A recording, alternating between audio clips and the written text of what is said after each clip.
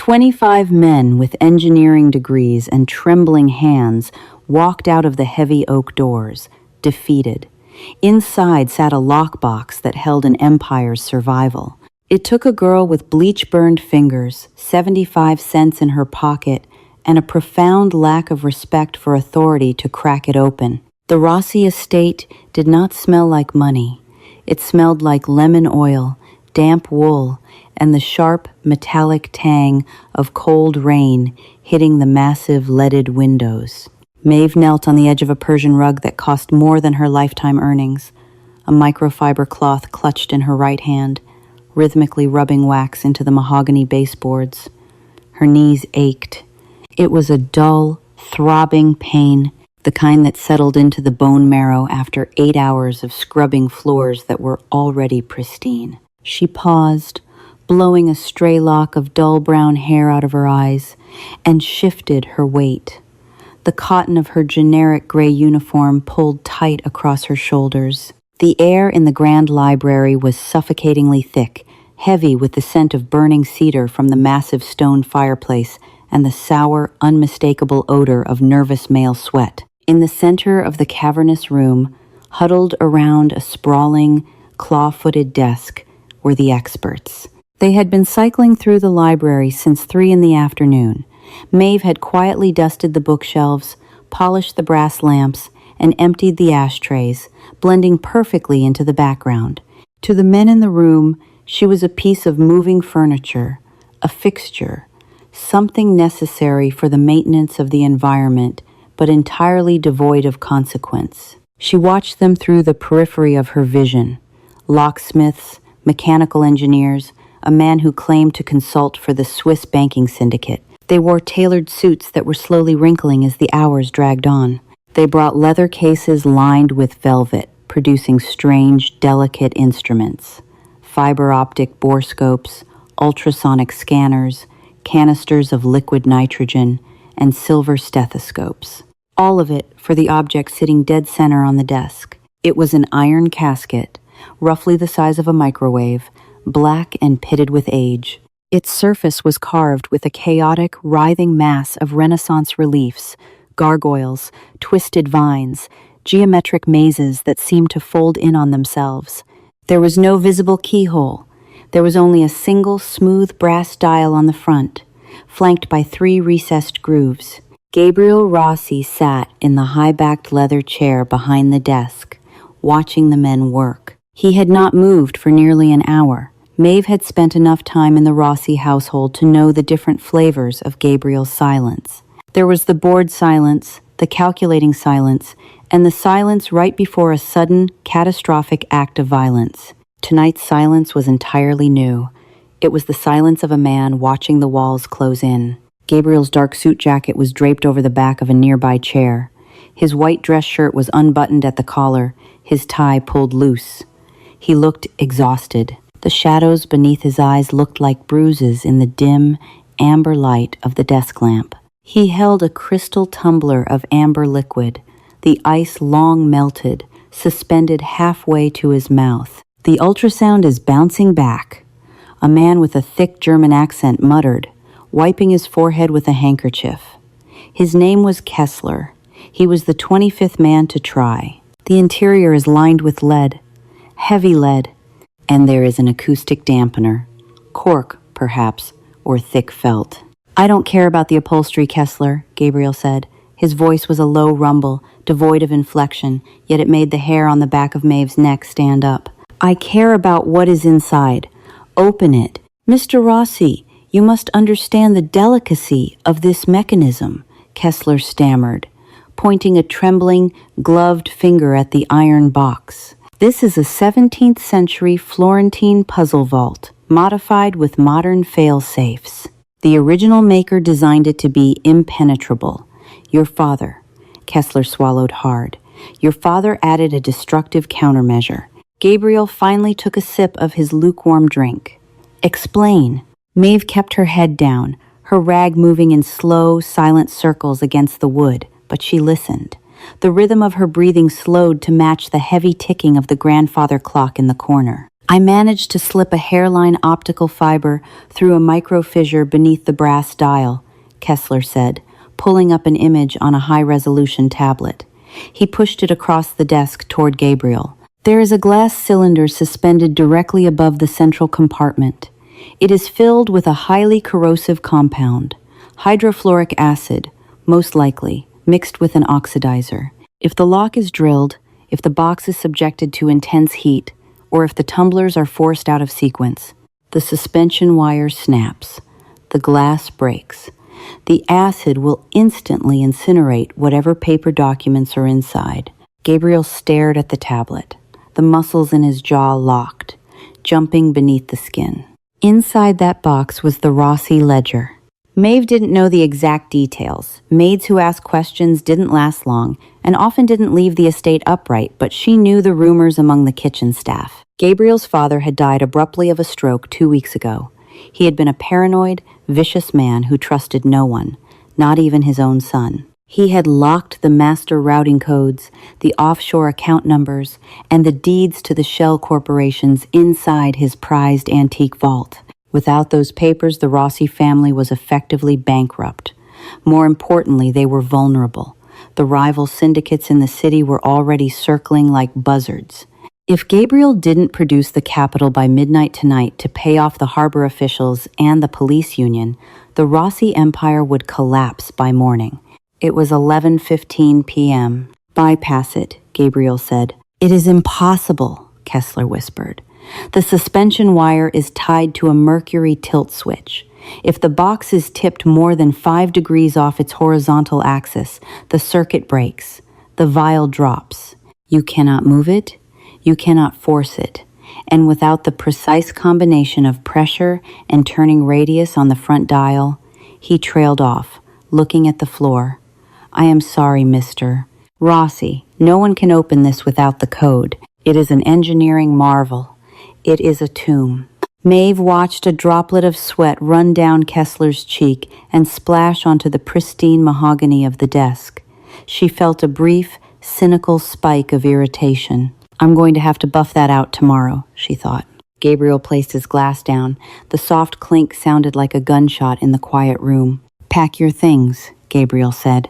The words were softly spoken, but they carried the weight of a judge reading a death sentence. Kessler blinked, his chest heaving. "Mr. Rossi, if we attempt a liquid nitrogen freeze, if you freeze it, the glass vial shatters from thermal shock." "You said it yourself 10 minutes ago," Gabriel interrupted, his gaze fixed dead ahead on the iron box. "Pack your things, Kessler. Take your tablet. Take your scopes. Get out of my house." The locksmith didn't need to be told a third time. His hands moved with frantic, jerky motions, shoving thousands of dollars worth of delicate equipment into foam-lined cases without care. He snapped the latches shut, hoisted his bags, and practically ran for the heavy double doors. He didn't say goodbye. The heavy oak doors clicked shut behind him, leaving a profound, suffocating silence in their wake. Maeve froze. Her polishing rag rested immobile against the baseboard. She was tucked into the alcove between the floor-to-ceiling bookshelves and the heavy velvet curtains, shadowed by the dim lighting. She was supposed to have slipped out of the room when Kessler did, but she had been too far from the door. Moving now would draw attention. The friction of her cotton uniform, the squeak of her rubber-soled shoes in this tomb-like silence, it would sound like a siren. She held her breath. "Just wait," she told herself. "He'll leave to make a phone call. He'll leave to get more scotch. Just stay invisible." It was a survival tactic she had perfected over 24 years of life. Shrink down. Become part of the architecture. At the desk, Gabriel Rossi finally cracked. He didn't scream. He didn't upend the heavy mahogany desk or smash his crystal glass against the fireplace, as the movies would have dictated. The reality of his breakdown was much quieter and infinitely more pathetic. He slumped forward, resting his elbows on the desk, and buried his face in his large, manicured hands. A long, ragged breath tore through his chest, sounding like wet gravel. His broad shoulders hitched. For a fleeting, voyeuristic second, Maeve saw the terrifying, untouchable head of the Rossi family stripped bare. He was just a 28-year-old man who was about to lose everything, crushed under the weight of his dead father's malice. The smell of his despair was sharp, a mix of stale alcohol, adrenaline, and expensive cedar cologne turning sour on his skin. Maeve's eyes drifted from the broken man to the iron box. From her vantage point on the floor, she wasn't looking down at the vault like the 25 experts had. She was looking at it from an upward angle, level with the desk's surface. The box sat on a square piece of thick green felt, placed there to protect the wood. The experts had treated the object with holy reverence. They had kept it perfectly still, terrified of the mercury tilt switch Kessler had described. They believed it was an unmovable mountain, but Maeve knew the box. She knew it intimately. She dusted this library every Tuesday and Friday. For the past year, that iron casket had been the bane of her existence. It was incredibly heavy, a dense block of dead weight that caught the dust in its intricate, gargoyle-carved crevices. She hated it. More importantly, she hated moving it. When she had to polish the desk beneath it, she couldn't just slide it. The felt would bunch up. She had to lift it slightly, pivot it, wipe the wood, and set it back down. As she stared at the dark metal, a memory surfaced through the fog of her exhaustion. Her grandfather had been a mechanic, a man whose hands were permanently stained with motor oil and who spent his evenings repairing junked grandfather clocks on their kitchen table. He used to tell her about counterweights. Weight tells a story, Mavie. People look at the gears, but the gears are just teeth. The weight is the muscle. Find where it pulls, and you find the lie. Maeve looked at the iron box. Kessler had said the vial was suspended directly above the center compartment, a mercury tilt switch that triggered if the box tilted more than 5 degrees. But Maeve remembered Tuesday mornings. When she shoved the box, lifting it from the left side, it didn't feel like a solid block of iron. It felt wrong. The center of gravity wasn't in the middle. The right side of the box was disproportionately heavy, anchoring it down. And when she tilted it upward to slide her dust rag underneath, she always felt a strange, rhythmic vibration. A subtle, internal shifting. Thwump, thwump. It wasn't a solid lock mechanism. It was a pendulum. The experts had looked at it with lasers and x-rays, searching for a digital bypass or a mathematical sequence for the front dial. They treated the do not tilt rule as a permanent law of physics. They assumed the old man had designed it to be static. Maeve frowned, her chapped lips pressing together. You don't put a heavy pendulum in a static box, she thought. You put a pendulum in a box because you need gravity to move a secondary latch when the box is tilted. The old man hadn't built a vault you leave flat. He had built a vault you had to tip over to open. The mercury switch wasn't the fail-safe. The mercury switch was a decoy for the overeducated idiots with their fiber optic cameras. If you tried to drill it flat, the acid dropped. If you tilted it the wrong way, the acid dropped. But if you tilted it against the heavy side, the pendulum would swing, catching the glass vial and holding it safe, while simultaneously disengaging the primary locking bar. It was so stupidly, elegantly analog. It was a mechanic's trick. Without thinking, driven by a bizarre mix of blue-collar indignation and sheer physical exhaustion, Maeve shifted her weight. Her knee popped. In the dead silence of the library, the sound was as loud as a firecracker. Gabriel's head snapped up. His eyes, red-rimmed and bloodshot, locked onto the shadows by the curtains. The vulnerability vanished from his face in a fraction of a second, replaced by a cold, predatory mask. His right hand dropped smoothly below the edge of the desk, undoubtedly finding the grip of a weapon. "Who the hell is that?" he demanded, his voice a quiet, lethal hiss. Maeve's heart hammered against her ribs, a frantic bird trapped in her chest. The survival instinct screamed at her to grovel, to apologize, to back out of the room with her head bowed. But her back hurt. Her hands burned from the ammonia she had used in the bathrooms earlier. She was tired of being invisible, and she was suddenly, inexplicably furious at the 25 men making exorbitant hourly rates who couldn't figure out a basic counterweight system. She stood up slowly, her cheap uniform rustling. She stepped out of the shadows and into the amber pool of the desk lamp. "They were looking at it backwards," she said. Gabriel stared at her. The barrel of the matte black pistol he had drawn from the desk drawer was resting against the mahogany edge, pointed loosely in her direction. He didn't raise it, but he didn't lower it either. He took in her appearance, the dull gray uniform, the white apron stained with furniture polish, her hair tied back in a messy, utilitarian bun, her hands, red and raw at the knuckles, hanging loosely at her sides. "You're the maid," he stated, as if trying to categorize a sudden hallucination. "I'm Maeve," she replied, her voice remarkably steady despite the tremors shaking her calves. She walked forward, stepping off the priceless Persian rug and onto the hardwood floor. The smell of cedar and scotch grew stronger, mixing with the sharp scent of the gun oil radiating from his weapon.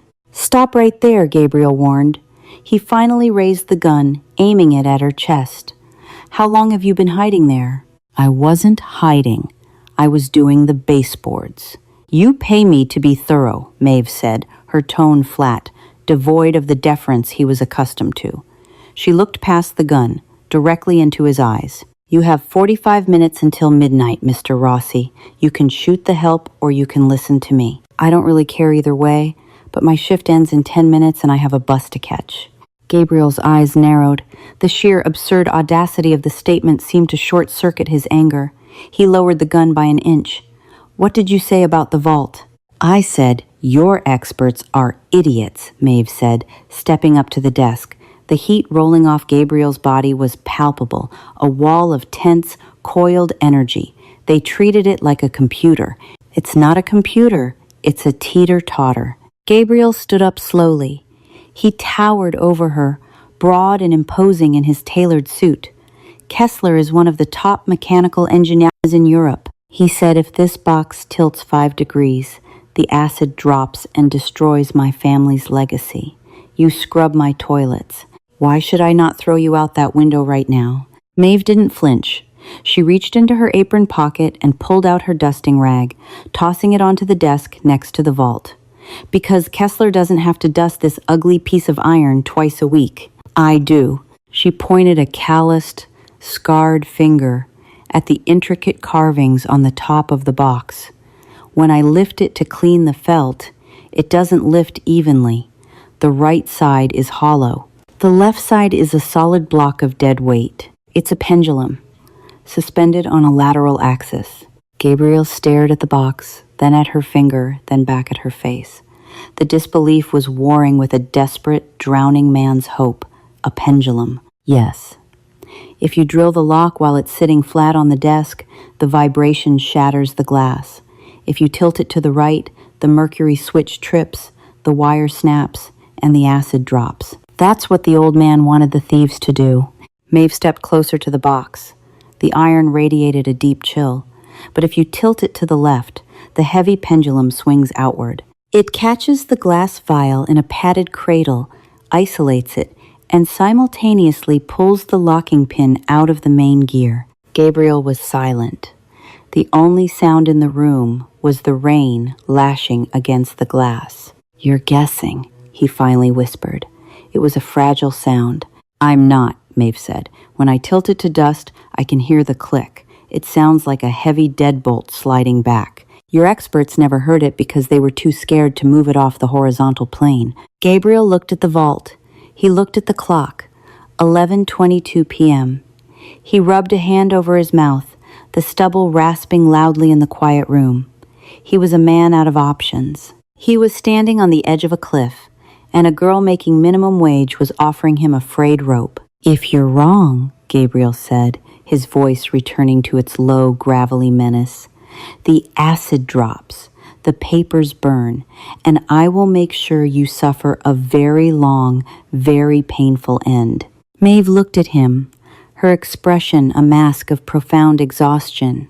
She thought about her cramped apartment, the leaking radiator, the stack of past-due electricity bills on her kitchen counter. She thought about the ache in her knees that never quite went away. "I make $9 an hour, Mr. Rossi," she said softly, her cynicism bleeding through. "You think I'm afraid of a puddle of acid?" She didn't wait for his permission. She reached out and placed her raw, chapped hands on the cold iron of the vault. Gabriel lunged forward, his instinct taking over. His large hand clamped down over her wrist, his grip crushing. Wait. His skin was fever hot against her cold wrist. She froze, looking down at his hand, then up at his face. The proximity was startling.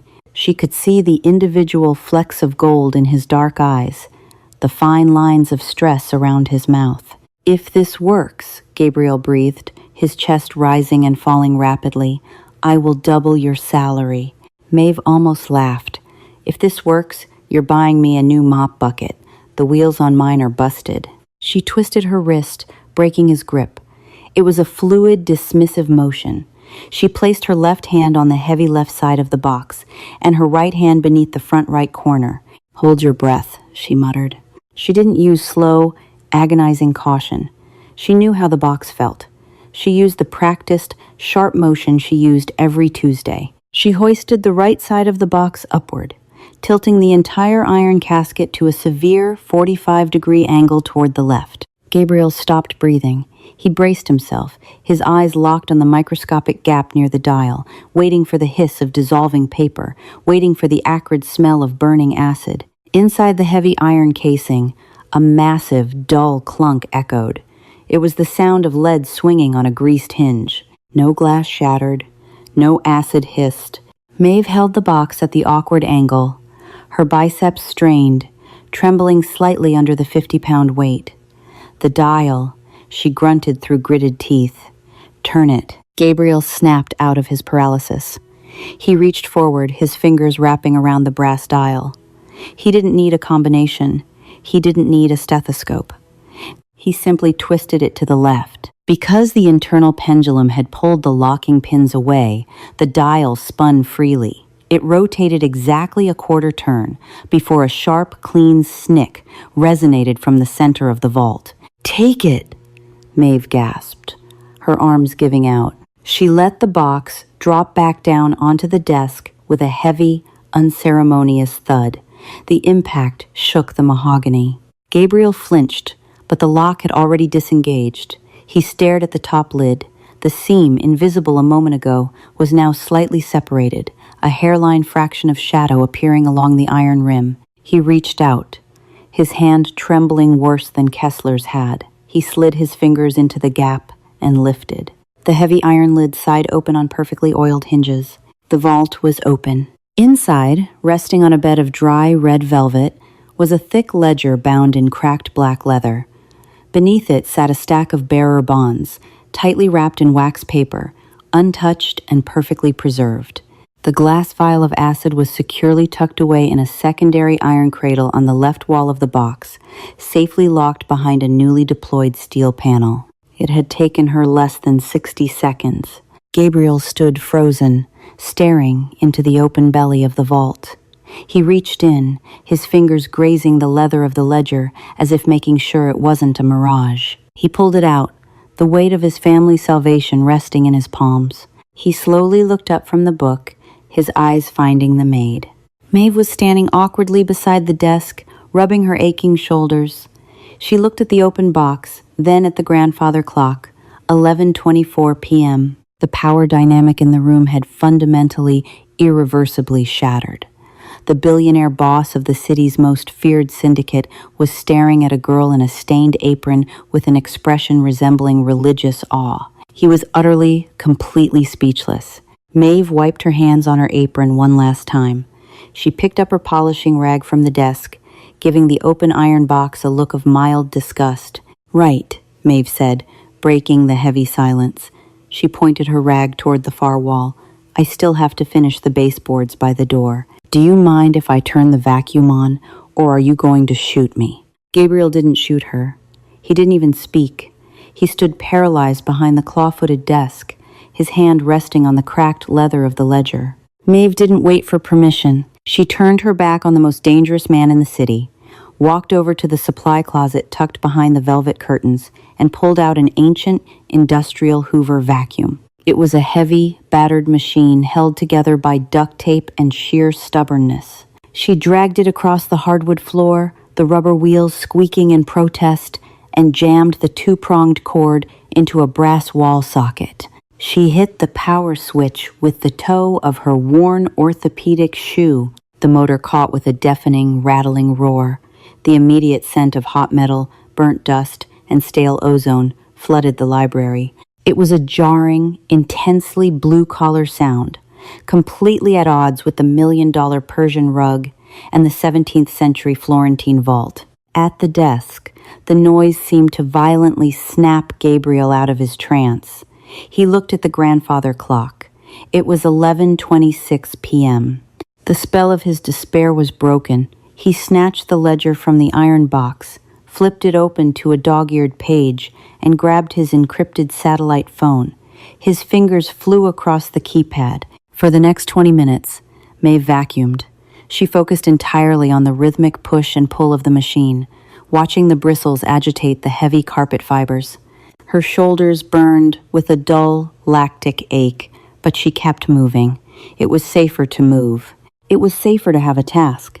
Through the drone of the vacuum motor, she caught fragments of Gabriel's voice. The frantic, suffocating vulnerability she had witnessed earlier was entirely gone. As he read the master routing codes and offshore account strings from his father's hidden book, Gabriel Rossi underwent a terrifying metamorphosis. The beast returned to the throne. His voice dropped an octave, settling into a cold, serrated cadence.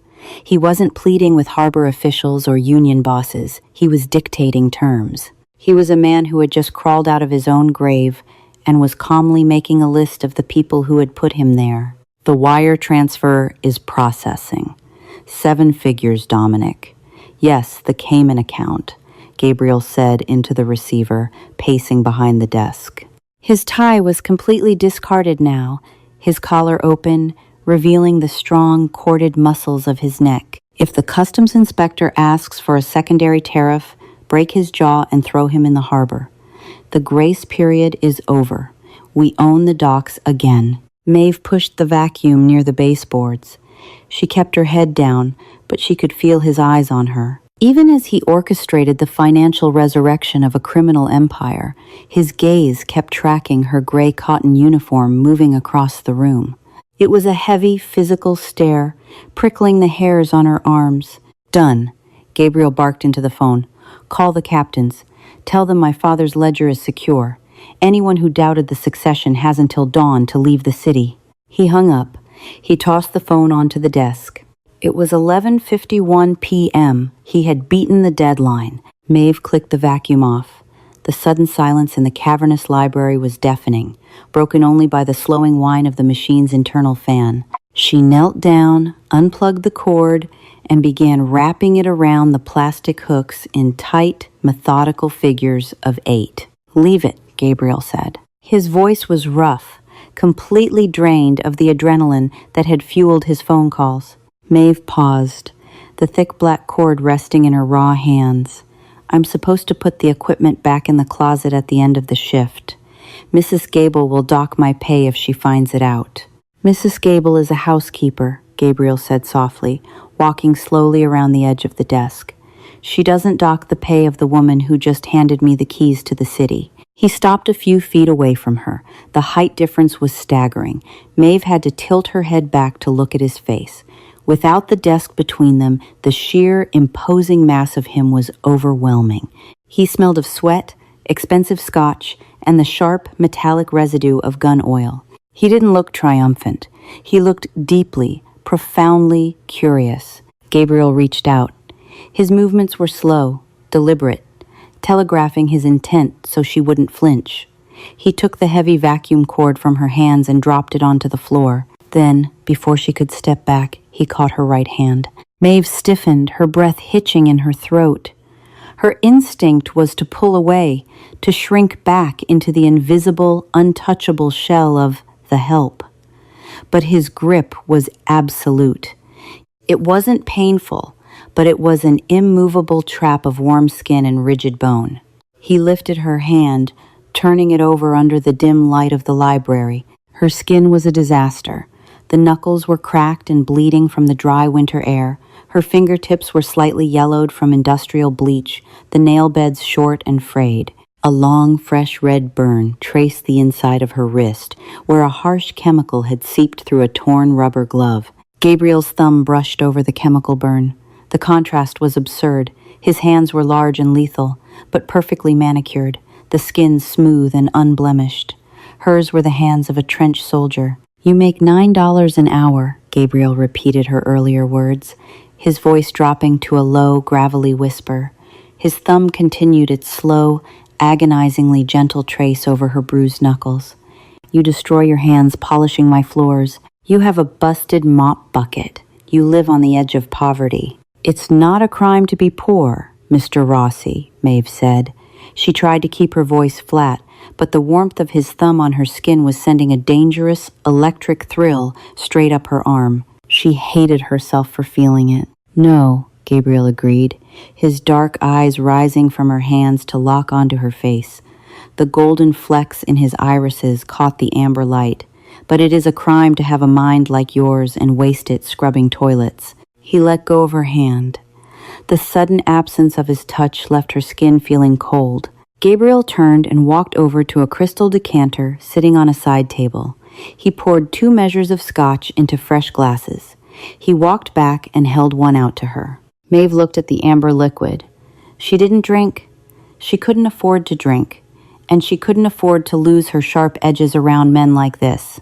"Take it," he said, not a request but a quiet command. "You just saved my life. The least you can do is drink my liquor." Maeve hesitated, then reached out and took the heavy crystal glass. Her calluses scraped softly against the cut glass. She took a small sip. The scotch burned a fiery, smoky trail down her throat, settling into a heavy warmth in her stomach. It tasted like peat and old money. Gabriel drank his in one fluid swallow. He set the glass down on the edge of the vault. 25 of the most educated, highly paid men in their fields stood in this room today, Gabriel said, leaning back against the heavy mahogany desk. He crossed his arms over his chest, the fabric of his dress shirt pulling tight. They used lasers. They used sonar. They gave me mathematical probabilities of failure. They were terrified of the box. They were terrified of me. He looked at her, tilting his head slightly. "You weren't terrified," he observed. "You called them idiots. You shoved a 17th century failsafe over on its side because you noticed a weight discrepancy while you were dusting. You didn't do it because you wanted to save my empire. You did it because you were annoyed." Maeve looked down at her cheap shoes. "I was tired, and my bus leaves at 12:15. A short, dark laugh escaped Gabriel's chest. It was a genuine sound, rich and startling in the quiet room. "Your bus, the N44, Maeve specified, her chin jutting out defensively. "If I miss it, I have to walk 3 miles in the rain. So, if you don't mind..." "You're not taking the bus, Maeve," Gabriel said. He pushed himself off the desk and stepped into her personal space again. The air between them suddenly felt suffocatingly thick, charged with an undeniable, heavy tension. "In fact, you're not going back to your apartment tonight, and you're never touching a mop in this house again." Maeve's grip on the heavy crystal tightened. The defensive walls she had spent a lifetime building slammed down like iron gates. "Don't do that," she said, her voice sharp enough to cut glass. Gabriel stopped, a deep crease forming between his dark brows.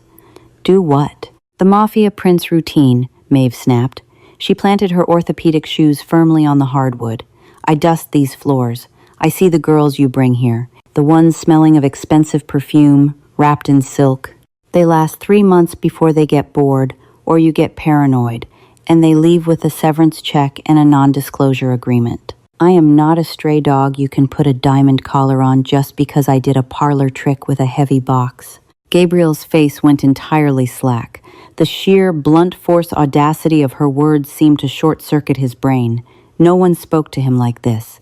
Men double his age and twice his weight cowered in his presence. But this girl, with bleach stains on her cuffs and a busted mop bucket waiting in the hallway, was looking at him with open, defiant irritation. The lethal enforcer flared in his eyes for a microscopic second. Then, it dissolved, replaced by a terrifying, burning respect. "You think I'm making a pass at you," Gabriel murmured. He stepped closer, bringing the sharp scent of cedar and ozone with him. "You think I want to dress you in silk and parade you at dinners? I think men like you only know how to own things," Maeve countered. Her pulse hammered against her ribs, but she refused to back up. "You own the docks. You own the police. Now you want to own the maid." Gabriel didn't grab her. Instead, he gently took the crystal tumbler from her rigid fingers and set it on the mahogany desk. He leaned over, placing his palms flat on the wood, effectively boxing her in without touching her. "I don't want a girl in a silk dress," he whispered, his voice a low, rough rasp. "I have a house full of men who tell me what I want to hear. I have a boardroom of cowards who let me walk blindly off a cliff today. I don't need a pet." He tilted his head, forcing her to meet his gaze. "I need someone who sees the counterweights," Gabriel said. The arrogance was gone, leaving only the raw, bleeding truth of a man desperate to survive. "I need someone who knows how people lie, someone who looks at an impenetrable vault and kicks it over. You understand leverage. You understand survival. That is worth more to me than every gun on my payroll. I'm offering you a job, a real job, consultant." Maeve stared at his chest, watching the rapid rise and fall of his breathing. The magnetic, terrifying pull of his world dragged at her feet. She had spent 24 years trying to be invisible. Now, the king of the city was handing her a spotlight. "And if I say no?" she asked, her voice cracking slightly. "My driver takes you to the bus stop. I pay your overdue electric bills, buy you a new mop bucket, and you never see me again." It was a clean exit, the smart choice. But as she looked at the open iron vault, the unbreakable thing she had broken, the damp apartment felt like a tomb. She didn't want to be invisible anymore. Maeve lifted her chin, her cynical armor locking into place. "If I do this," she said, her tone flattening into pure steel, "I want full dental, and I want the corner office. I'm not sitting in the hallway." A slow, devastating smile spread across Gabriel Rossi's face, transforming him completely. "You can have the corner office," he murmured, stepping back to give her room to breathe. "Welcome to the family, Maeve." If Maeve's unapologetic brilliance and Gabriel's stunned silence left you breathless, hit that like button right now. We love bringing you these raw, intense stories where the underdog completely flips the script. Don't forget to subscribe and click the bell so you never miss a new chapter. Want to see what Maeve does with her new empire? Leave a comment below and share this video with friends who love a grounded, slow burn mafia romance. See you next time, listeners.